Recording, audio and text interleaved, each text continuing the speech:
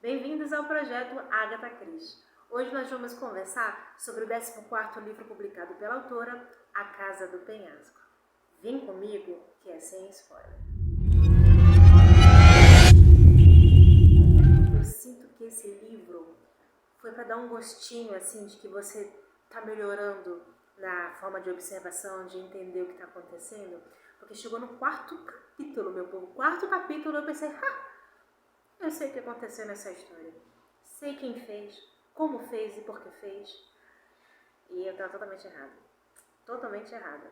Mas pelo menos nesse livro deu para matar a saudade do Hercule Poirot, do Hastings. Apesar de que até o Poirot nesse livro, assim como eu, e assim como eu acho muitas pessoas que leram essa obra, também deram umas chapiscadinhas, assim, sabe? Uma palavra louca que eu acabei de inventar. Mas, assim, deram com os murros na água, porque o Poirot... Calma, eu vou te contar a história. Começa assim. Poirot e o Capitão Hastings decidiram passear pelo litoral da Cornualha, já que Poirot, lembra, se aposentou e ele decidiu aproveitar esses momentos. Após se hospedarem no hotel, depois de fazer check-in, guardar as malas, eles resolvem conhecer o ambiente, dar uma volta no jardim e vão conversando sobre a decisão do Poirot de se aposentar, no momento em que ele tem fama, que as pessoas conhecem ele, que grande a maioria, realmente a maior parte dos casos em que ele atuou, ele teve sucesso. E assim, nesse bate-papo, eles acabam cruzando com deixa eu falar dela certinho, Nicky Bunkley, que é a dona da Casa do Penhasco, que é o título desse livro. Conversando no jardim, eles já conseguem de lá observar a casa, ela chama muita atenção. E eles, conversando com uma moça, descobrem que ela é a dona. E aí, papo vai, papo vem, ela acaba comentando que ela deve ter um anjo da guarda muito forte, porque ela fala rindo que escapou da morte 3 vezes. Só que isso já é suficiente para deixar o Poirot atento, porque ele percebe, ele sente, talvez pela experiência que ele tenha trabalhando, que não é mera coincidência. Ela vai narrando o que aconteceu com ela e ele fica assim com a pulga atrás da orelha, até que nessa conversa, mais um atentado ela acaba sofrendo ali diante dos olhos dos dois. E apesar de aposentado, Poirot decide trabalhar em mais um caso, especificamente nele, porque ele achou o assassino muito afrontoso, muito ousado de atentar contra a vida de uma pessoa bem na frente do Poirot. Além desses casos, outras coisas vão acontecendo ao longo do livro que faz com que Poirot perceba que é muito mais fácil desvendar um assassinato do que impedir um assassinato. Na tentativa de impedir que a Nicky, que é a dona da Casa do Penhasco, seja assassinada, o Poirot acaba não tendo nenhum momento de paz, porque as possibilidades são absurdas. E durante a narrativa a gente vai acompanhando a quantidade de personagens que já é praticamente tradição nos livros da Agatha Christie, e é interessante porque eles são assíduos, são os amigos da Nicky, é um primo distante que de alguma forma ela ainda mantém algum contato, 2 locatários que moram no mesmo terreno em que ela mora e ela aluga para eles. Então de vez em quando a gente vai acompanhando o desenrolar desses personagens também. E isso faz com que o Poirot tente pensar além do que ele já naturalmente pensa, o que é muito, né? Para tentar barrar qualquer possibilidade desse assassino se aproximar da Nicky, muito menos conseguir atingir de alguma forma o intento dele. Mesmo assim, uma morte acontece nesse livro. Isso faz com que Poirot... Vocês já leram os outros livros comigo até aqui? Já tiveram momentos que Poirot não estava conseguindo resolver o problema e ele ficava até mesmo um pouco melancólico, né?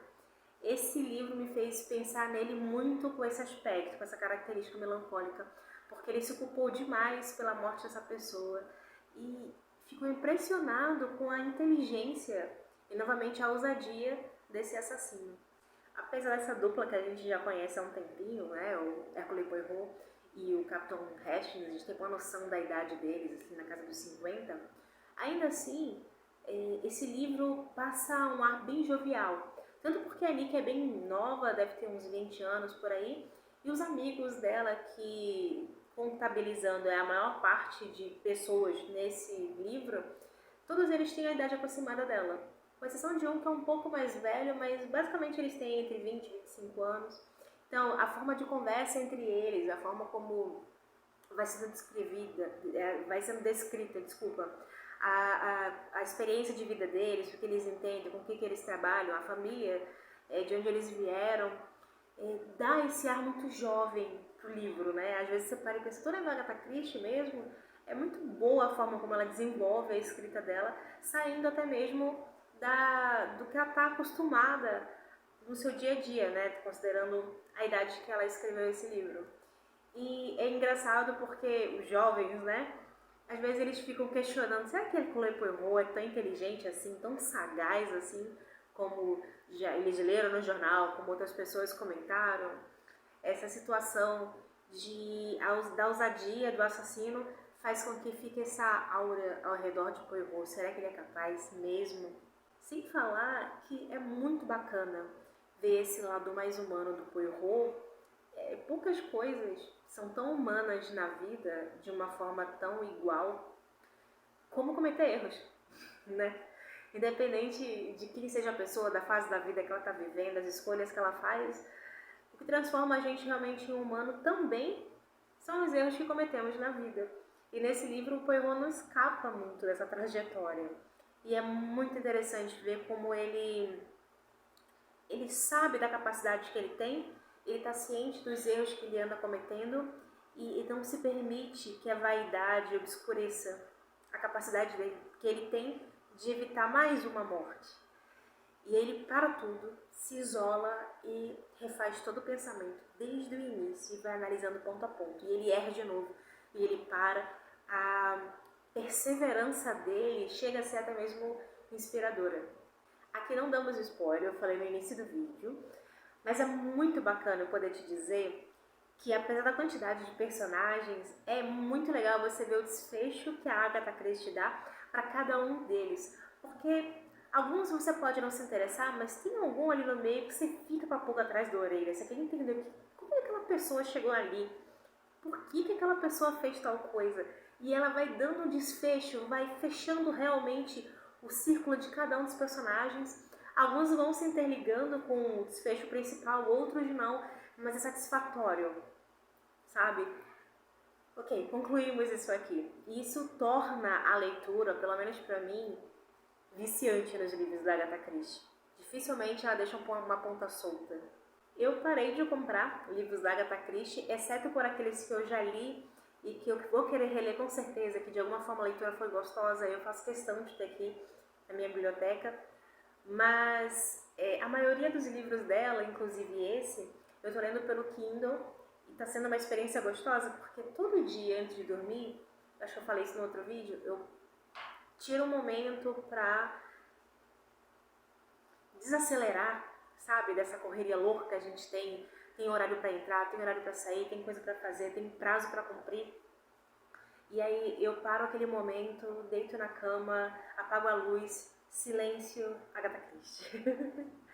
E eu sei, tem pessoas que não leem antes de dormir porque às vezes não conseguem se controlar e acaba virando a noite, né? Mas aí na minha cabeça eu vou me dizendo, olha, eu tô no 14º livro da Agatha, tem muito mais livro para ler, tem anos de Agatha Christie antes de dormir para ler e vou poder reler, então é isso que me faz me acalmar. Mas tem alguns livros também que eu não consigo controlar e viro à noite. Esses eu deixo pro final de semana. Então, assim, minha experiência com a Agatha tem sido esses momentinhos antes de dormir, que vai me trazendo sono, Morfeu vai fechando as minhas pálpebras e eu vou fechando cada capítulo da Agatha e tá sendo uma experiência muito deliciosa. E aí, eu preciso te dizer nesse momento qual vai ser o próximo livro que nós vamos ler, né? O próximo livro será o 15º publicado pela autora, será o livro O Mistério de Sitaford. E o dia que nós vamos conversar sobre ele aqui no canal, eu tô mantendo, lembra? Da primeira quinta-feira de cada mês, apesar desse último mês que a gente rolou tudo aqui no canal, porque a vida acontecendo, mas a gente mantém, porque assim que o Poirot, nós tentamos ser perseverantes.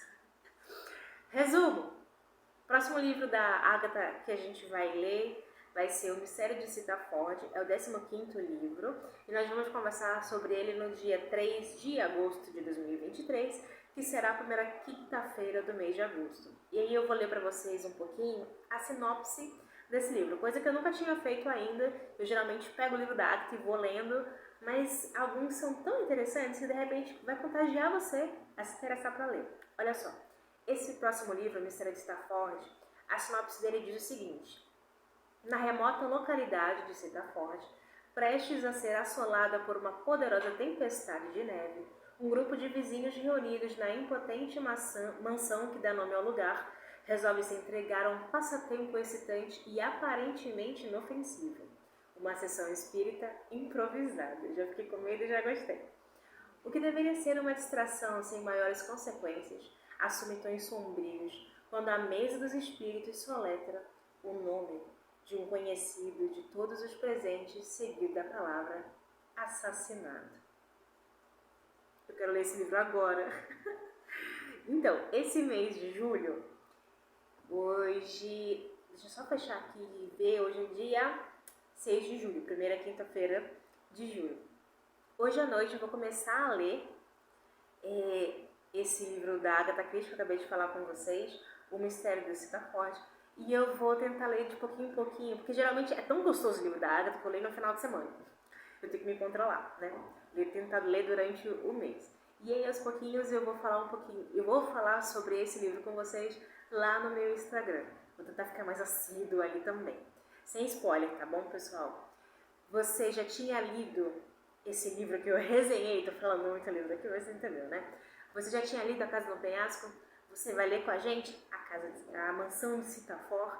Lê que vai ser muito gostoso. É o Mistério de Stafford. Oh, meu Deus!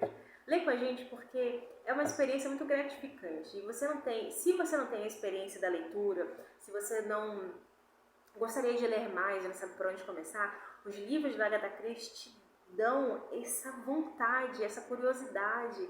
E aí você fica tão focado no que está acontecendo que você não quer largar. E aí aos pouquinhos você vai criando o hábito da leitura. Esses dois livros, o que a gente resenhou hoje, que é A Casa do Penhasco, e o que a gente vai ler no próximo mês, A Mansão de Stafford. Você já tinha ouvido falar? Você já leu alguma coisa sobre eles? Eu nunca tinha lido nada sobre nenhum dos dois. E cada vez mais que eu leio Agatha Christie, eu quero ler mais Agatha Christie. Então, se você está com esse mesmo pensamento, permanece aqui no canal com a gente que vai ter muito mais Agatha Christie. Você que me acompanhou até o final desse vídeo, meu muito obrigada. Um beijo e até o próximo vídeo do canal.